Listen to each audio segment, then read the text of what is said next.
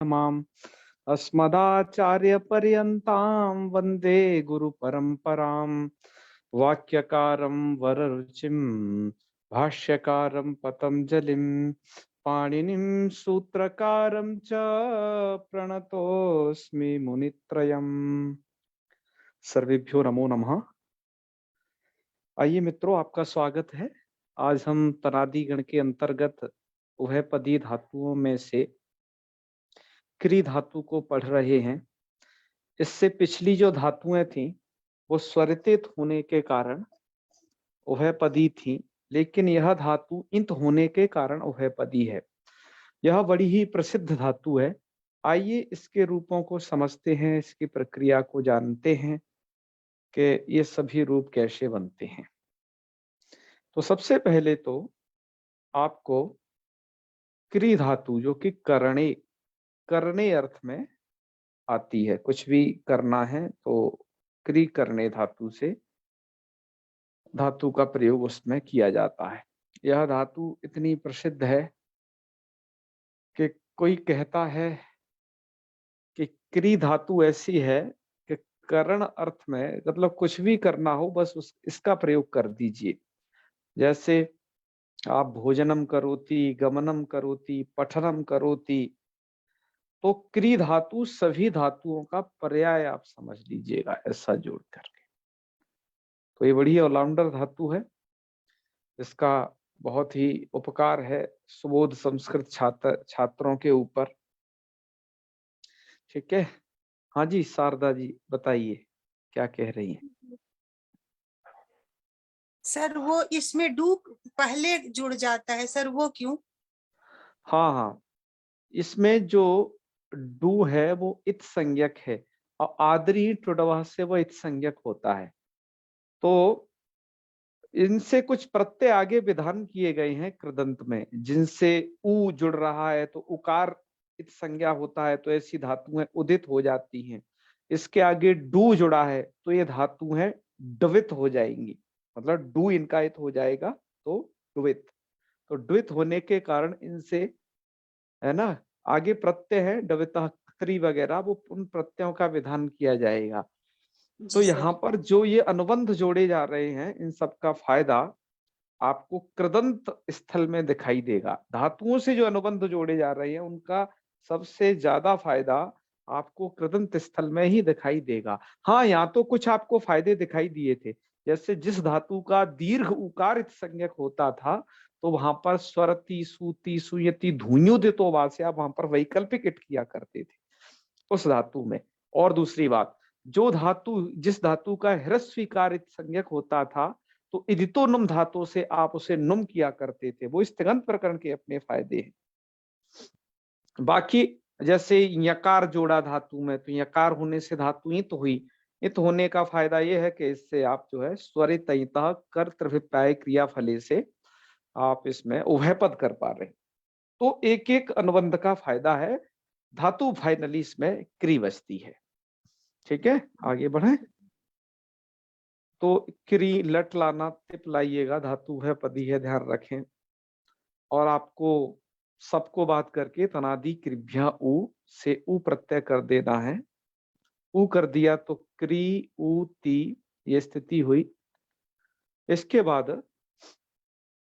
ती प्रत्यय को मान करके आपका ती प्रत्यय सार्वधातुक संज्ञक है और पित सार्वधातुक है, जिसके कारण से सार्वधातुक आर्धातुकों से इस उ को गुण कर लेना और उस उ को आर्धातुक मान करके क्री के री को गुण कर लेना, अर्थात दो बार गुण करना है सार्वधातुक आर्धातुक सूत्र द्वारा। दोनों अलग अलग स्थल है, ध्यान रखिएगा। एक प्रयोग तो है लेकिन स्थल अलग अलग है। एक बार निमित्त क्री का री है, एक बार जो है उ है, मतलब दो अलग अलग कार्य है जिनको कार्य हो रहा है ये। तो यह आपने गुण कर दिया। तो आप जानते हैं री को जब गुण करते हैं तो अर होता है, तो स्थिति हो जाएगी कर ओ और ती। उ को गुण कर दिया ओ, कर ओ ती, इसलिए मैंने गुण लिख दिया दो वचन में। इसके बाद जब आप वर्ण सम्मेलन करेंगे तो रूप बनेगा करोति। ठीक है, रूप बन गया करोति। इसके बाद आ जाइए आगे, जब हम तस विभक्ति लाएंगे तो क्री ऊ तस, तस आया और वही किया आपने इधर, क्या गुण किया। तो क्री को तो गुण हो जाएगा कर, लेकिन इस उकार को अब गुण नहीं करना आगे, क्योंकि आगे जो विभक्तियां हैं गुण आप केवल इन्हीं स्थानों पर कर पाएंगे, तिप सिप मिप में। इससे आगे गुण नहीं होता है, क्योंकि जो पितभिन्न सार्वधातुक हैं वो नितवत हो जाते हैं। तो ये परस्मयी पद के 6 प्रत्यय इधर नितवत, और आत्मनेपद के पूरे ये जो है 9 प्रत्यय नितवत हो जाते हैं, जिससे उन प्रत्ययों को निमित्त मान करके इधर जो विकर्ण हो या धातु हो उसको हम गुणादेश वगैरह नहीं करते हैं, किंग टीचर से निषेध हो जाता है वहां पर। अब आपकी स्थिति है तो कर उतस, ऐसी स्थिति होने पर ही आपको सूत्र लगाना है, उकारादेश विधायक विधि सूत्र है अतोत सार्वधातुके। यह सूत्र का अर्थ है उ प्रत्यांतस्य क्रियो अकारस्य उ स्यात् सार्वधातुके किंगिति। सूत्र ने स्पष्ट कर दिया मैं सार्वधातुक के तिंगितों में ही लगूंगा। तो सार्वधातुक संज्ञा कहाँ पर है आप ये समझ लीजिएगा। जिन प्रत्ययों की सार्वधातुक संज्ञा नहीं है, आर्धातुक है, वहां इस सूत्र को बिल्कुल नहीं लगाइएगा, है ना। जैसे आपके लिट से लिट आर्धातुक है, किदाशिशी के कारण आपका सिरलिंग आर्धातुक है, और भी तिंग सित से भिन्न धातु से जो विहित प्रत्यय हैं वो आर्धातुक संज्ञक होते हैं, वहां न लगाइएगा। सार्वधातुकों में भी सूत्र को लगाइएगा तो कितकित सार्वधातुकों में लगाइएगा। अब हमने जो बताया था या ये प्रत्यय उसी प्रकार के हैं, जैसे तस प्रत्यय आपका क्या है, कित सार्वधातुक है। अब क्या होगा, तो सूत्र कहता है उ प्रत्यांतस्य क्रियो अकारस्य। तो क्री धातु के लिए है ये सूत्र, उ प्रत्यांत क्रियो अकारस्य। तो ये उ प्रत्यांत है, ये क्यों, आपने यहाँ पर ये तनाधिकृभ्य उ से उ प्रत्यय कर दिया है। और क्रियो अकारस्य, क्री धातु के आकार को, तो क्री धातु में आकार कब आ पाएगा, जब आप वहां पर गुण कर दोगे उसे, क्योंकि री को गुण होगा अर, तब उसमें आकार आ पाएगा। तो उस आकार को क्या कर देना है, उकार। सूत्र की प्रवृत्ति समझ गए होंगे, कहाँ होगी, 6 जगह होगी इन परस्मयी पदों में, और पूरे के पूरे 9 जगह होगी आत्मनेपद में। सूत्र करता क्या है, उकार आदेश करता है, कहाँ पर, कितकित सार्वधातुकों में, ठीक है ना। लेकिन उ प्रत्यांतस्य क्रियो अकारस्य, ये वाली बात कही, उ प्रत्यांत जब क्री धातु का आकार हो तो वहां पर इसे लगाना है। तो ठीक है, हमने इससे प्रवृत्त कराया। तो अब स्थिति हो जाएगी, जो कर का अ है उसको उ हो गया, तो पहले जो कर था अब हो गया कुर। तो कुर उ तस, आवरण सम्मेलन करेंगे, कुरुतः, सकार को रुत्व विसर्ग। ठीक है, आगे बढ़े, रूप समझ में आ गया होगा। इसके बाद क्री उ झी, झी को आप अंति कर लेते हो, क्री के री को अर्गुण सार्वधातुक आर्धातुकों से, तो कर उ अंति। और अब आगे यही लगाना है आपको अतुत सार्वधातुक के, तो कुर हो जाएगा। और जो उ है प्रत्यय वाला, विकर्ण वाला, उसको आपको व कर लेना है, क्योंकि आगे क्या है, अच परे है, यणादेश हो जाएगा उ को व। तो कुर्वन्ति कुर्वन्ति, यह रूप बन जाएगा। तो आपके 3 रूप बन गए, करोति, कुरुतः, कुर्वन्ति। ठीक है, प्रक्रिया आप समझते जा रहे हैं। इसके बाद है, इसके बाद और भी रूप हैं, जैसे हम उनको बना लेते हैं यहीं पर, क्योंकि हमने लिख भी लिए हैं वो। जैसे अब बनेगा सिप में करोशी, यहाँ पर क्या कार्य हुआ, आपको सभी कार्य इतना करना है जो यहाँ किए हो तिप में। यहाँ पर गुण करना है 2 बार, तो कर ओ ती के स्थान पर सी समझिएगा, कर ओ सी, और आदेश प्रत्ययों से मूर्धन्य करके करोशी, इस प्रकार का रूप बनाइए। ध्यान रखिएगा, अतुत सार्वधातु के कितंगित सार्वधातुकों में है, और पितभिन्न सार्वधातु की नितवत हुआ करते हैं, अतः यहाँ तीनों जगह पर अतुत सार्वधातु के बिल्कुल न लगाइएगा। आगे बढ़ते हैं, जब आप थस प्रत्यय लाओगे तो वहां पर आपको जैसे कुरुतः बनाया था, मतलब आपने अतुत सार्वधातु के सूत्र यहाँ लगाया था, तो यहाँ पर भी आपका बना लीजिए कुरुथा उसी तरीके से।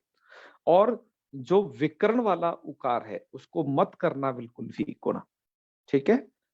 हाँ, और क्री के री को तो अर गुणादेश करके ही रहना है, तभी ना आप उसे अतुत्सार धातु के से उर कर पाओगे। तो कुरुथा, और आगे जब था प्रत्यय है तो कुरुथा। मिप में जाएंगे तो करोमी, कैसे, जैसे करोती बनाया, जैसे करोशी बनाया, वैसे ही करोमी। और वसमस में आप उस उकार का लोप यहाँ विकल्प से कर रहे थे हर बार, याद है ना, लोपाश्चास्यांतरस्याम सूत्र द्वारा मकार वकार के परे रहते यह विकल्प कर रहे थे आप। लेकिन अब उस उकार लोप का नित्य विधान किया जा रहा है, ठीक है। और कुर्वंती में एक बात और छूट गई, इसको भी कह दें, तब नित्यम करोते को तब बताएंगे। देखिए, कुर्वंती की स्थिति यह है कि कुर व अंति, यह स्थिति है। यहां पर आइएगा, यहां पर रवोरुप धाया दीर्घ इका, इस सूत्र द्वारा रेफवांत धातु की उपधा को दीर्घ प्राप्त था। तो इसका जो उकार है, इस उकार को दीर्घ प्राप्त होता है, तो मतलब कूरवंती ऐसा रूप बनना चाहिए था, ठीक है। ये सूत्र हलंत पुल्लिंग में उधर निकल चुका है, लेकिन यहाँ पर उसके दीर्घ का निषेध कर दिया।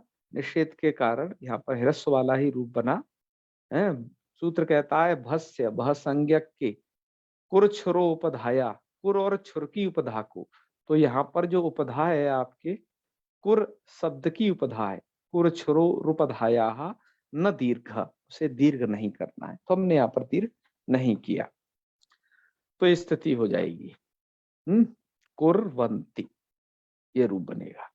और हम जो वसमस में बता रहे थे लोपाश्चाश्याम, वो सूत्र लगता है मकार वकार का लोप, वो सूत्र वैकल्पिक करना चाहता है, लेकिन सूत्र का निषेध सूत्र यहाँ पर पढ़ दिया नित्यम करोते है।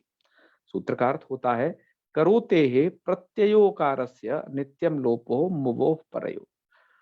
करोते अर्थात क्री धातु के उकार का है प्रत्यय उकारस्य, करोते प्रत्यय उकारस्य, क्री धातु से आया हुआ जो यहाँ पर प्रत्यय है कौन, उ प्रत्यय, तो इस विकर्ण वाले उकार का क्या होता है, नित्य लोप हो जाता है। कब, मुवोह परयो, जब मकार और वकार परे हो, मतलब वस और मस में, तो हमेशा से लोप करना है, नित्य लोप करना है।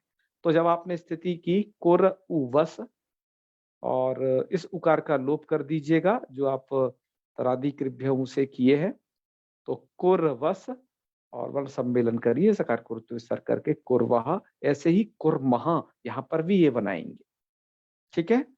ये तो इसके रूप चल गए जब धातु आपकी परस्मैपदी है तब, ठीक है। लेकिन जब आत्मनेपदी है, वह पदी धातु है ना, तो आत्मनेपद में इसका क्या बनेगा, तो आप आत्मनेपद की सब चीजें याद रखिएगा, जैसे ता आताम झ, और जब वहां पर टितात्मने पदानाम टेरे लगा देते हो तो ते आते, और झा को क्या होता है, वो भी प्रक्रिया यहाँ पर आप देखिए। तो एक एक को समझिएगा। जैसे क्री है, क्री के बाद त लाएंगे, अब आप आत्मनेपद का बना रहे हैं, तो क्री त, उ विकर्ण कर लिए तो क्री ऊता, इधर क्री के री को आप गुण कर दोगे तो कर ऊता, और इसको अतुत सार्व धातु के लगा दीजिएगा। अतुत सार्व धातु के इन सभी जगह लगेगा जहां पर ये आत्मनेपद में तो पूरे में लगेगा। तो कुर उ त, अब यहाँ पर आप जो प्रत्यय का विकर्ण वाला जो उकार है उसको नहीं गुण कर पाओगी, क्योंकि इधर तो सभी जो है ङितवत है, ठीक है, आत्मनेपद में तो। लेकिन अंत में टितात्मने पदानाम टेरे लगा करके कुरुते, ये तो कहने का मतलब है, आप ये समझ लीजिएगा कि कुरु इतना तो हर जगह बन जाएगा, क्योंकि इधर हर जगह अतुत सार्व धातु के लगेगा, तो ये आपको क्री का जो है कु सुनाई देगा, मतलब कुर सुनाई देगा, वो कर का कुर सुनाई देगा क्री धातु का है, गुण और अतुत सार्व धातु के लगा करके। और बाकी जो प्रत्यय का उकार है उसको सावधानी पूर्वक, मतलब जो विकर्ण का उकार है उसको सावधानी पूर्वक आगे जो आ रहे हैं उनमें जोड़ते जाइएगा। जैसे कुरु, यहाँ पर तो उ है, आगे ता है, तो बस टितात में प्रारंभ लेके कुरुते बना दीजिएगा। इधर आताम आएगा द्विवचन में, आताम को आते कर दीजिएगा तो बन जाएगा कुरु आते, और उकार को बस वकार कर देना है, यण संधि कुरवाते। झी की स्थिति क्या है? झी की स्थिति देखिए, कुरु झी। अब झी को क्या करें? ठीक है, कर झी को एक सूत्र है आत्मने पदे स्वनता, वो एक सामान्य सूत्र है, अंति न करना है ना। ये अनकारात परस्य झस्य अत स्यात्, अनकार अर्थात अकार भिन्न से परे जो झ होता है उसको अत कर देता है वो सूत्र। तो कुरु में तो उकार है, अकार से भिन्न हो गया, तो आप झ को कर देंगे अत, तो कुरु अत, और अत मतलब टिदांत प्रांत से तो कर दिए कुरु अते, और वर्ण सम्मेलन करके कुर्वते, क्या रूप बनाएंगे? कुर्वते। इसके बाद थासा शे लगाते हो तो कुरुषे, हास को शे है, मूर्धन्य उसको कर देना, आदेश प्रत्यय होते कुरुषे। आगे है कुरु आथाम का आथे, लगा के रखिए, तो कुरवाथे, यणादेश किया सिर्फ। कुरु ध्वम, ध्वम को ध्वे लगाइए तो कुरु ध्वे। और अब आ जाइए यहाँ पर कुरु ई, इट का ई, तो कुरु ई, और उस इट के इकार को आप कर लेंगे अब क्या? तितात्मने पदार्थ टेरे से, तो कुरु ए, और यणादेश करके कुर्वे। ठीक है, इसके बाद कुरु वहे होगा, लेकिन उकार का लोपास नहीं, नित्यम करोते हैं, प्रत्यय के उकार का नित्य लोप हो जाएगा। कब? वकार और मकार जब परे रहेंगे तो वकार के परे रहते कुर वहे में करिए, इधर जो है कुर महे में करिए। यहाँ पर उकार का लोप हो जाएगा, मतलब जो प्रत्यय का उकार था अभी तक, जहां कुछ जगह आदेश कर दे रहे थे, कुछ जगह वो सुनाई भी दे रहा था, यहाँ पर बिल्कुल उसका लोप हो जाएगा। तो आपके रूप क्या बनेंगे? कुर वहे कुर महे। देखिए इन सब चीज से इसकी टोन चेंज होती है। जब नित्यम करोते से ये लगाया तो कुर्वहे कुर्महे, तो ये 3 सूत्र आपको स्मरण में रखने हैं।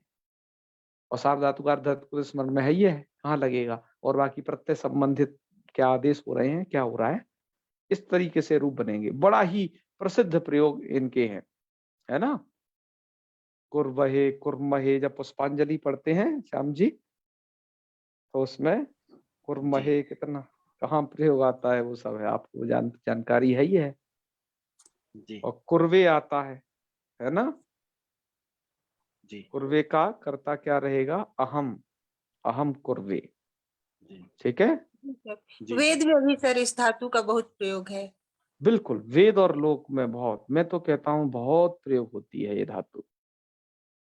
तो इसकी प्रक्रिया क्या थी, कैसे रूप बने, ये आपने अभी तक ये समझे। अब आइए सुधा व्याख्या में थोड़ा सा इनको देख लेते हैं, ये सभी के सभी रूप कैसे बनाए गए हैं, और आगे थोड़ा सा कुछ लकारों को भी पढ़ लेंगे। तो चलिए, सुधा व्याख्याकार ने यहाँ पर इस धातु के विषय में लिखा भी है, काफी विस्तार से भी बहुत जगह लिखा है। करोति बना रहे हैं क्री धातु लट तिपी सार्वधातुकत्वे, है ना। सपम बाधित्वा तनादि कृभ्य उ इति उ प्रत्यय उकारस्य आर्धातुकत्वात् सार्वधातुकार्धातुकयो इति गुणे रपरे उकारस्यापि गुणे कृते करोति। इसके बाद कुरुतः बनाया है, तो अतुत सार्वधातुके की आवश्यकता है वहां पर। तो क्री धातुर लटी, लटो लह स्थाने तस प्रत्यय तनादि कृभ्यं इति विकरणे ऋकारस्य गुणे रपरे च कृते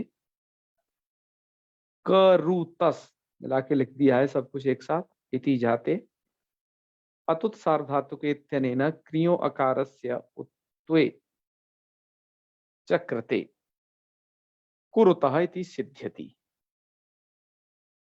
नभकुर छुराम का व्याख्या की है, रोगो रूप धाया दीर्घ एका से यहाँ पर अनुवृत्ति होती है। कुर्वंती देखिए कैसे सिद्ध करते हैं, कुर्वंती का भी बड़ा प्रयोग है। कुर्वंत कुर्वन्ती हो, कुर्वन्तु हो, आगे कुर्वन्तु नो मंगलम बहुत प्रयोग है। क्री धातु लिट लकारे झी प्रत्यय झोंता इत्यनेन झेरन्तादेशे कर्तरि सप इति सपम बाधित्वा उकार प्रत्यय गुणेर परे अतुत सार्वधातुके इत्यनेन कारस्य उत्त्वे एको यणचि इत्यनेन यणी च कृते हलि च इत्यनेन रेफान्तस्य उपधाया दीर्घत्वे प्राप्ते न भकुर्छुराम इति दीर्घत्व निषेधे कुर्वन्ति इति रूपम। फिर है आगे के रूप बना दिए, वो सरल थे इसलिए हमने बोल ही दिए वहां पर, करोशी कुरुथा कुरुथ और करोमी, और कुर्वा कुर्मा में नित्यं करोते लगाना है, मकार वकार का लोप है, वो यहाँ पर नित्य करना है, लिख भी रहे हैं। तो इसके से क्या अनुवृत्ति है, उतस्य प्रत्यादि अनुवर्तन है, लोपश्चाम से मकार वकार की अनुवृत्ति है। तो एक कुर्वा कैसे बनेगा उसको देखिए। क्री धातुर लटि लटो लह स्थाने वसादे से तनाधि कृभ्यहु इति ओ विकरणे तस्यार्धातुकत्वात् सार्वधातुकार्धातुकयो इति ऋकारस्य गुणेरपरे च कृते सार्वधातुकयो इत्यनेन अकारस्य उकारे लोपाश्चास्यान्यतरस्याम वोः, पूरा लिख देना चाहिए था, इत्यनेन उकारस्य लोप विकल्पे है प्राप्ते और नित्यं करोति इत्यनेन नित्य लोपे कृते, और सस्य नित्य लोपे करते मतलब उस उकार का लोप नित्य होगा, ठीक है, इतना भी ऐड कर लीजिएगा, नित्य उकार लोपे करते सस्य ऋत्वे रेफस्य विसर्गे च कृते कुर्वः और एवं कुर्वः, ऐसे ही बन जाएगा। और ये पूरा का पूरा परसमी पद हो गया। आत्मनेपद में भी देख लीजिएगा, क्री धातु नटोल स्थाने आत्मनेपदे तादे से तनाधि विकृभ्य ऊ इति और गुणे रपरे और टितात्म पदारम टेरे त्वे कृते क्या बना लेना, कुरुते। और आगे की उन्होंने प्रक्रिया को कोई खास वर्णित नहीं किया, अब कहाँ तक कहें, सब प्रक्रिया को थक गए कहते कहते, आगे उन्होंने लिख दिया, कुर्वाते कुर्वते कुरुषे कुर्वाथे कुरुध्वे कुर्वे कुर्वहे कुर्महे। आप से मेरा निवेदन है प्रक्रिया को समझ पूर्वक करें, क्योंकि हम जो इसमें इतना समय दे रहे हैं और आप भी समय दे रहे हैं, तो अब इसमें समय दे रहे हैं तो प्रक्रिया समझ पूर्वक करें। ऐसे ही रटना था तो कब के रट लेते, लेकिन आप उन प्रकृति विकरण और प्रत्यय को जोड़ करके वो रूप बना पा रहे हो कि नहीं, उन नियमों से अवगत हो कि नहीं, यह हमारा परम उद्देश्य है, जिससे आप कभी भूलोगे नहीं, प्रक्रिया आपको स्मरण में है तो, ठीक है, उसका ये फायदा रहता है।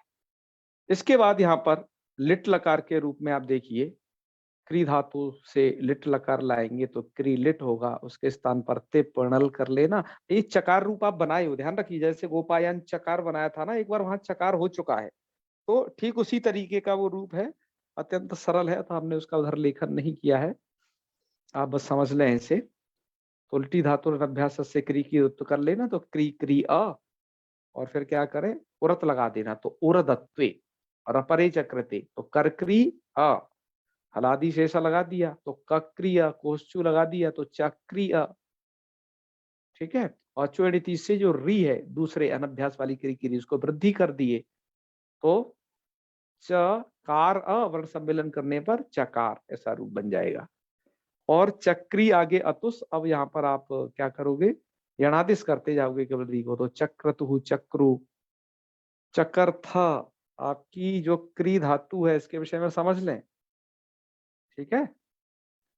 यहाँ पर चकर्थ क्री धातु अनिट है, अतः इसे बिल्कुल भी इडागम नहीं हुआ। किसी भी, ना तो भरद्वाज इत्यादि नियम से, कोई नियम से नहीं होगा। तो चकर्थ, चक्रथु चक्र, और चकार चकर, और चक्रिव चक्रिमा, क्योंकि वो 8 धातु क्री श्री व्री व्री स्तु उसमें पड़ी गई है ना सूत्र में, उनको बिल्कुल भी नहीं करना 8 धातुओं को, ये हम नियम पहले जान चुके हैं। अतः यहाँ पर कहीं भी इडागम नहीं है, आप देख लीजिएगा। ऐसे ही जब आप आत्मनेपद में जब जाते हैं तो आत्मनेपद के प्रत्यय आपको याद ही है, तातम जता सातम धम, लेकिन जब आप लिट लकार में ये भी याद रखें, लिटस तज्जो ए से रेच, ता और झा को ए से रेच होते हैं, बाकी सब पूर्वत है, ता को इस करना है, तो क्या करना, क्री क्री ए, देखो सब कुछ लिखा है, क्री धातोर लिटी लस्थाने आत्मनेपदे तादे से धातु अभ्यास संज्ञायाम उरत, तो कर्क्रिय और कोश्चु लगा करके वो औलादी से सा करके है, कक्रिय चक्रिय और रेफ का लोप भी कर देना, औरत वाले ये रेफ का। तो च क्री ए स्थिति रहेगी। अब क्या करें, लेटस से एस कर देना, तो च क्री ए हो गया वो, है ना, जो आपका त प्रत्यय था ता के स्थान पर ए, और ये कोडी ऋणादेश करके क्या बनेगा, ईधान चक्रे। और ईधान है, सॉरी ईधान चक्रे के ईधान को वैसे जोड़ दिया, मतलब ईधान चक्रे में आप चक्रे समझ चुके हो, अतः वो हमें जुड़ गया वो, और चक्रे रूप बनेगा ऐसे ही, क्री क्री ए और वो चक्रे। और जब आताम लाओगे तो चक्राते चक्रिरे, प्रक्रिया वही है, इडागम यहाँ पे भी नहीं करना, चक्र से चक्राते चक्रे ध्वे चक्रे चक्री भय चक्री में स्थिति रहे। धातु अनिट है बिल्कुल नितांत, यहाँ पर क्या रूप बनेगा, इसका लुट में बनेगा कर्ता। प्रक्रिया बड़ी ही सरल है, क्री धातु से तास लाओगे और तिप के स्थान पर डा डाका बचेगा, तो क्री तास आ, तास के आस का लोप करिए, तो क्री त आ, और दोनों को वर्ण सम्मेलन कर दिए तो क्री ता, ठीक है। और री को यहाँ पर गुण कर दीजिएगा, तो कर री के री को अरुण होगा तो करता, इडागम बिल्कुल नहीं होगा, धातु अनिट है तो कर्ता बनेगा, ठीक है। हाँ, डबल तकार भी आप जोड़ सकते हो, चौराभ्याम द्वे से जो तकार है उसको वैकल्पिक द्वित्व हो सकता है, तो कहीं पर कर्ता में एक ही लिखते हैं इस तरीके से, कर्ता, और कई जगह डबल तकार वाला लिखा रहता है इस तरीके का, तो वो दोनों किसका कमाल है, चौराभ्याम द्वे का कमाल है, ठीक है। रूप ऐसे चला लेना फिर, कर्ता कर्तारु कर्तारा कर्तासी कर्तास्ता कर्तास्ता कर्तास्मि कर्तास्व कर्तास्मा। और जब आत्मनेपद होता है तो कर्ता कर्तारु कर्तारा कर्ता से कर्ता साते कर्ता द्वे कर्ता हे कर्तास्वय कर्तास्मय। आत्मनेपद की पूरी प्रक्रिया भैया याद रखिए, ये धातु पर विस्तार से बता दी गई है, तिङंत प्रकरण में यही सब चल रहा है। चलिए, जब आप अब लिट लकार चलाएंगे तो लिट लकार में क्री धातु है, लिट ले आए, मैं स्थिति बोल रहा हूं, क्री लिट, लिट का बचेगा ला, तो क्रीला टिप कर देना, पहले हम आपने वो परस्मी पर चलाएंगे, बाद में आपने पर चलाएंगे, तो क्री ती स्थिति हो गई, क्री ती। क्या करें अब यहाँ पर, शतासी लिटो सब लिख रहे हैं, किसके प्रकार की संज्ञा भी क्या हुआ, लोपे करते, शतासी लिटो इत्यनेन स्या प्रत्यय, स्या प्रत्यय कर देंगे तो क्री स्या ती। अब भैया धातु तो अनिट है, लेकिन रिद्धनों से एक नियम है, यदि कोई धातु रिदंत होती है या हन धातु है उसको, तो स्य के परे रहते केवल इडागम की छूट है, तो स्य प्रत्यय दो जगह होना है, एक तो आपका ऐसे लिट में होता है होना है, एक लृंग में होना है, तो इन दो जगह बस इडागम आप करेंगे, ठीक है। अब हम इडागम यहाँ कर लेंगे, तो इडागम कहाँ है, स्य से पहले ही करना है, क्योंकि बलादि अर्धा तो कौन है, श्या, उसी को इडागम हुआ है, आदि अविभ बनेगा। स्थिति आपकी बन जाएगी, क्या स्थिति बनेगी, क्री और श्या, ये इडागम तो बैठा हो, इडागम यहाँ बैठा है, ई स्या ती, ई श्या और भैया ये आ जाएगा ती, ठीक है। इस री को आप गुण कर देंगे अर सात धातु धातुकों से, तो कर इष्यति, तो और वर्ण सम्मेलन करने पर रूप बनेगा करिष्यति, वही लिखा है इन्होंने यहाँ पर, पढ़ भी लीजिए। वृद्धनोष्येति टी गुणे शस्य शत्वे च कृते, मतलब आदेश प्रत्यय लगा दिया तो करिष्यति। आगे रूपावली देख लीजिए, करिष्य बना लेना है, सर्वत्र प्रत्यय जोड़ते जाइए, करिष्यतः करिष्यन्ति करिष्यसि करिष्यसि करिष्यता करिष्यत करिष्यामि करिष्यावः करिष्यामः। आत्मनेपद है तो करिष्यते करिष्यते करिष्यन्ते करिष्यसे करिष्यते करिष्यध्वे करिष्ये करिष्यामहे करिष्यामहे, ये पूरी की पूरी प्रक्रिया रहेगी भैया करिष्यामहे तक। अब हम सोच रहे हैं लोट से, लोट के बाद हम फिर से पढ़ेंगे, आज यहीं तक रखिएगा, ठीक है। आज प्रदोष व्रत भी है, तो उस कारण से आज हम इतना ही पढ़ा रहे हैं। और दूसरी बात, आज हमारी लैपटॉप की स्क्रीन यानी क्या बटन दब गया था, ऐसे उल्टी हो गई थी, फिर हमने यूट्यूब पे देखा कैसे सीधी हो, और लास्ट टाइम पे हुआ था जब क्लास स्टार्ट करने वाले, फिर वो जैसे तैसे सीधी हुई, है ना, तो तब कुछ बात बनी आगे चल के। तो चलो आज यहीं तक रखते हैं, इससे आगे मैंने कहा था क्री धातु को हम 2 वीडियो में पढ़ेंगे, बाकी इसका जो बचा सेकंड पार्ट है उसको हम अब कल पढ़ते हैं, ठीक है। आज यहीं तक, इसका उपसर्ग पूर्वक प्रयोग भी हम कल देखेंगे, और इसमें जो शब्द की प्रक्रिया है वो भी हम कल जानेंगे, ठीक है। तो समापन करते हैं आज यहीं, चले। गुरु जी, हाँ बोलिए बोलिए। ये जो अभी बताए आपकी यहाँ पे क्री तस लगा तो यहाँ पे गुण वृद्धि नहीं होगा, क्योंकि ये सावधातु कम अपित द्वारा अपित प्रत्यय है। हाँ, पित्त भिन्न सार्वधातुक जो होते हैं तस झी वगैरह, वो तो ङितवत यहाँ हो जाता है, उनमें ङितवत का अतिदेश नहीं है। होगा यहाँ। हम्म, उसी तरह से भू और तस के साथ क्यों गुण हो जाता है वहां पे? भू के वो तो सप प्रत्यय निमित्तक गुण है वहां पर। दो अच्छा। चीज है, हाँ, वहां पर जो गुणादेश हुआ है ना, वो देखो वहां पर दो सार्वधातुक संज्ञक प्रत्यय अलग है। एक तो तस सार्वधातुक संज्ञक है, एक सप सार्वधातुक संज्ञक है। जो अच्छा। तस है वो तो पित्त नहीं है, लेकिन हाँ, जो सप है वो पित्त है, पित्त सार्वधातुक है। हाँ, नियम यह है कि जो पित्त भिन्न सार्वधातुक होंगे वही ङितवत होंगे, और अच्छा। सप प्रत्यय सार्वधातुक संज्ञक है, लेकिन वो टिप सिप मिप की तरह पित्त वाला है। ओहो, अच्छा, ठीक। इसलिए वहां पर आप धातु को तन्निमित्तक गुण वृद्धि आराम से करते रहोगे। ठीक ठीक है, चलो ठीक। बढ़िया है, आप चिंतन करते हैं, मुझे अच्छा है, अच्छा लगा आपको सुन करके। बढ़िया चिंतन करना है, मैं आपको देखता हूँ, मैं कमेंट ना करूं एक अलग बात है, लेकिन कौन क्या कर रहा है मेरी दृष्टि में है अच्छे से। आप प्रतिदिन धातु संबंधित कुछ ना कुछ डालते हैं, जब भी कोई विशेष पर्व आते हैं आप संस्कृत भाषा के माध्यम से अनंत अनंत शुभकामनाएं वितरित करते हैं। ठीक है, आयुर्वेद संबंधी भी आप बहुत महनीय कार्य कर रहे हैं, मैं आपके पोस्ट लगातार पढ़ता हूँ। आपकी कृपा से गुरुजी, अभी हमारे यहाँ बिहार हर शनिवार को संस्कृत भारती की मीटिंग होती है, जी जी, और उसमें मैं अभी भू धातु की रूप सिद्धि करके उनको मौखिक बताया हूँ। वाह वाह वाह, बहुत अच्छा है। ये मुझे भी अभी इस दौरान अपने यहाँ पर केंद्रीय संस्कृत विश्वविद्यालय श्री रघुनाथ कीर्ति परिसर देवप्रयाग में इस बार अवसर मिला है कि बच्चों को संस्कृत संभाषण कैसे सिखाया जाए। तो हमने इसके ऊपर बड़ी गहन रिसर्च की कि पुस्तक कौन सी सही रहेगी।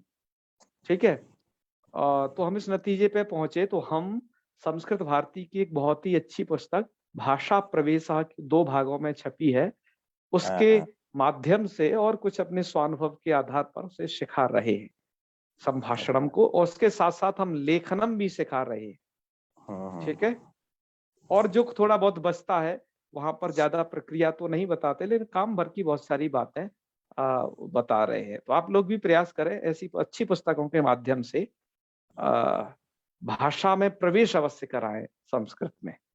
ठीक है, ठीक है गुरु। भाषा प्रवेशा जैसी पुस्तकें हैं, बड़ी अच्छी हैं, तो अच्छी बात है। सर अध्यापकों का तो संभाषण की आवश्यकता हम लोगों को भी है। अच्छा अच्छा, बिल्कुल। जी सर। भाषा प्रवेशा बहुत अच्छी पुस्तक है, और यदि आपको बहुत ज्यादा अभ्यास करना है, वैसे तो उसमें है, तब आपके लिए एक बार संवादशाला आपके लिए, या फिर प्रथमा दीक्षा को लिख लिख करके करिए। प्रथमा दीक्षा में काफी विस्तार से लगभग 350 अभ्यास दिए गए हैं, आप उन्हें करें और वाचन में लाएं। दरअसल भाषा हमें बोलने से आती है, भाषणादेव भाषा भवती न तु लेखनात् नापि श्रवणात्, अतः अवश्यम सर ये पुस्तक कैसे आदर्शम कार्य मिलेगी? विधि। जी जी, सर ये पुस्तक ये पुस्तक बड़ी उपलब्ध है, संस्कृत भारती से कहीं भी संपर्क करिए, ऑनलाइन या ऑफलाइन हर जगह ये भाषा प्रवेशा मिल जाएगी। 2 भागों में प्रकाशित है ये पुस्तक, सेकंड, और आपको चाहिए कि कैसा है उसका स्वरूप इत्यादि, तो हम आपको कुछ स्कैन करके भेज देंगे उसका। ठीक है सर, धन्यवाद ठीक सर। है ना। हाँ, जी मैंने इस दौरान बहुत सारी पुस्तकें देखी, तो जैसे मैंने रचना, नाम बता देता हूँ, रचनानुवाद कौमुदी देखी कपिल देव द्विवेदी जी की, उसमें से प्रारंभिक स्तर वाली भी देखी और मीडियम वाली रचनानुवाद कौमुदी वो भी देखी। और जी उसके सर। अलावा हमारे पास चक्रधर नोटियाल हंस जी की और भैया ब्रह्मानंद त्रिपाठी जी की भी रचनानुवाद कौमुदी है। कुछ आर्य समाज गुरुकुलों से प्रकाशित संस्कृत संभाषण की सरल अनुभूत विधि युधिष्ठिर मीमांसक जी ने लिखी थी, उसको देखा। नेपाल मूल के विद्वान आचार्य शिवराज कौंडिन्य जी ने संस्कृत के ऊपर लिखा, 3 फॉर्मेट में प्रकाशित, वो देखा। प्रथमा दीक्षा तो हम वर्षों से देख ही रहे हैं। हम इस नतीजे पर पहुंचे कि कितना मटेरियल तैयार हो तब संस्कृत अच्छे से बोली जा सकती है और बड़े अच्छे से समझी जा सकती है। और प्रारंभिक स्तर के लिए जो हमें लगा कि हम पहुंचे कि ये 35 उसमें से कुछ शब्द रूप थे, कुछ धातु रूप से। कितना मेटेरियल तैयार है, 35 वो 36 है, वो इतने से काम चल जाएगा। हमने उस सबको बाकायदा एक लिस्ट बना ली है, उसी पर काम कर रहे हैं। हम उसे मात्र 2 A4 साइज पेज में प्रकाशित करने वाले हैं बहुत ही जल्द। मटेरियल सब इकट्ठा है, बस उसमें हमें लगना बाकी है। तो जिससे 1-2 पेज में ये रहेगा कि हाँ इतनी चीजें बस आ जाए, 2 पेज आपके हाथ में रहेंगे, इतनी चीज आ जाए, संस्कृत आप समझ जाओगे, अच्छे तरीके से समझ जाओगे, ठीक है, बोल भी लोगे। लेकिन शास्त्रीय भाषा को समझने के लिए, क्योंकि जब हम ये सब पढ़ के जब चंपू रामायणम या साहित्य दर्पणम जैसे पढ़ते हैं, वो एक अलग तरीके का है, उनको समझना है तो ऐसे ग्रंथों को, तब तो लघु सिद्धांत कौमुदी इसमें ज्यादा धातुओं का प्रयोग है। जैसे वैदिक धातुएं देख लीजिए, हैं, वो वेद में अलग ज्यादा धातुएं हैं, और वैसे संस्कृत वाङ्मय में और धातुएं हैं। लेकिन मैं जो कह रहा हूँ, एक बोलने लायक संस्कृत और स्तरीय, उसके लिए हम जो 35-36 का जो लिस्ट बनाए हैं वो पर्याप्त है। आप अच्छा बोल लेंगे, लिख लेंगे और परिनिश्चित तरीके से बोलेंगे, ठीक है। वो हम जल्दी तैयार करके, मैंने कहा ना, सिर्फ 2 पेज की संस्कृत आनी चाहिए, और वो हर किसी को इतनी संस्कृत आनी ही चाहिए, चाहे उसका संस्कृत बैकग्राउंड हो या ना हो। क्योंकि भारत को समझना है तो संस्कृत को समझना है। भारतीयता जो छिपी है वो ऐसे ही तभी उजागर होगी। तो ठीक है, हम उस पर कार्य करेंगे और काफी सारा हिस्सा उसका कर भी लिया है। ठीक है राजेश जी। जी गुरु हम जी। इस पर बहुत ज्यादा चिंतनशील हैं, और समय हमेशा से हमारा ये रहा है कि मैं आपसे बता देता हूं कि मुझे सबसे ज्यादा मेहनत केवल एक ही चीज में करनी पड़ती है कि मैं इस चीज को सरल तरीके से कैसे बता पाऊं।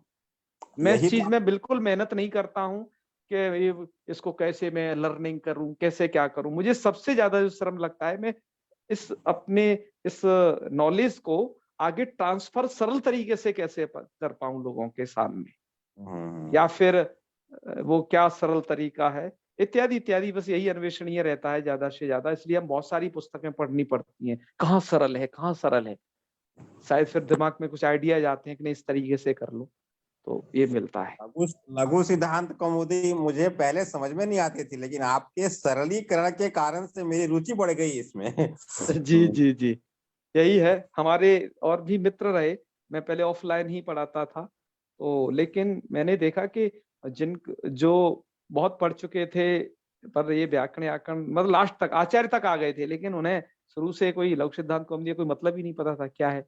जो छोटी छोटी पुस्तक है, लघु सिद्धांत कौमुदी, तर्क संग्रह इत्यादि, लेकिन मैंने उन्हें 6 महीने में भरोसा दिला दिया और काफी सारा पढ़ा दिया कि उनको आ गया। तो हम उसके बाद सूत्र समझ गए कि भाई संधि समझो व्याकरण आ जाएगा समझ में, है सूत्र है, संधि समझो तो व्याकरण समझ में आ जाएगा, और वही हुआ।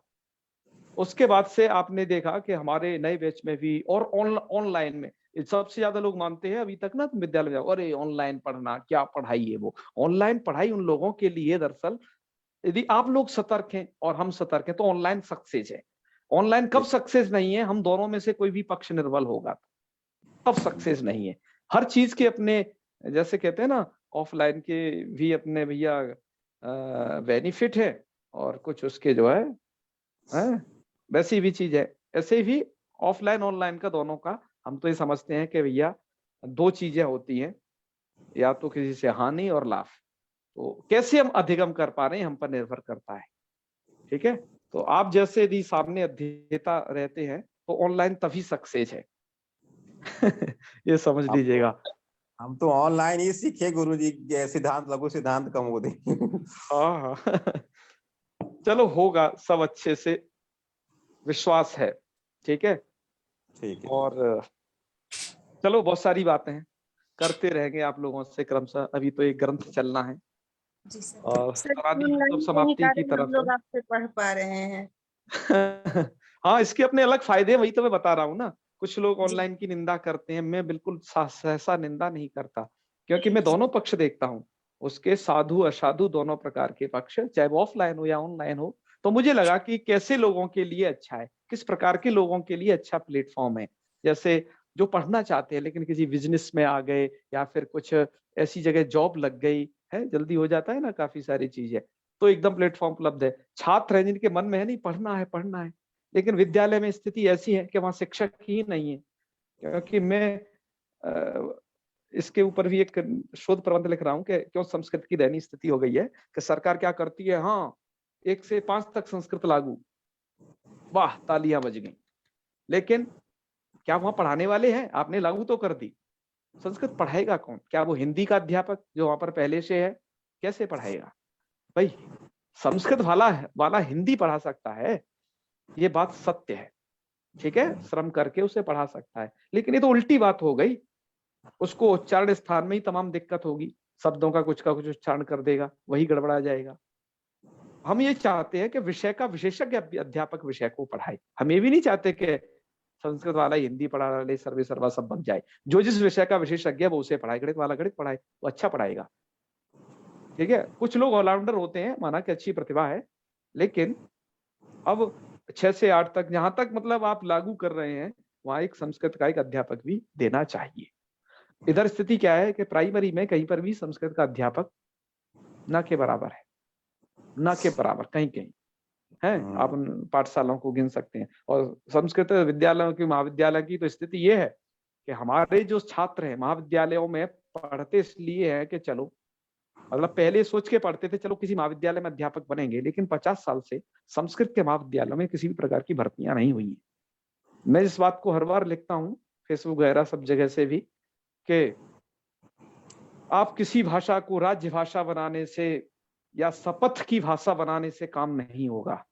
जब तक उसको पढ़ाने वाले लोग वहां पर उस स्तर पर नहीं होंगे तब तक क्या होगा, उसको समझाने वाले लोग नहीं होंगे। इसलिए करना क्या पड़ रहा है, जो लोग पारंपरिक धारा में पढ़ रहे हैं उन लोगों को जॉब जाकर के आधुनिक धारा में करनी पड़ रही है। आप मुझे बताएं श्याम जी, क्या ये टीजीटी की जो जॉब है क्या वो आधुनिक धारा की जॉब नहीं है? जी भाषा का विकास कैसे होगा?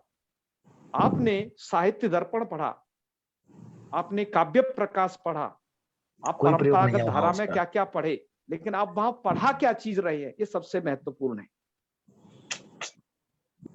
है ना। तो खैर ऐसी बहुत सारी बातें करते रहेंगे, ये थोड़ा विषय दूसरा है, मंच दूसरा है, आगे मिलेंगे, ठीक है। चले समापन करते हैं। ओम सर्वे भवन्तु सुखिनः, सर्वे सन्तु निरामयाः, सर्वे भद्राणि पश्यन्तु, मा कश्चित् दुःखभाग् भवेत्। ओम शांति शांति शांति।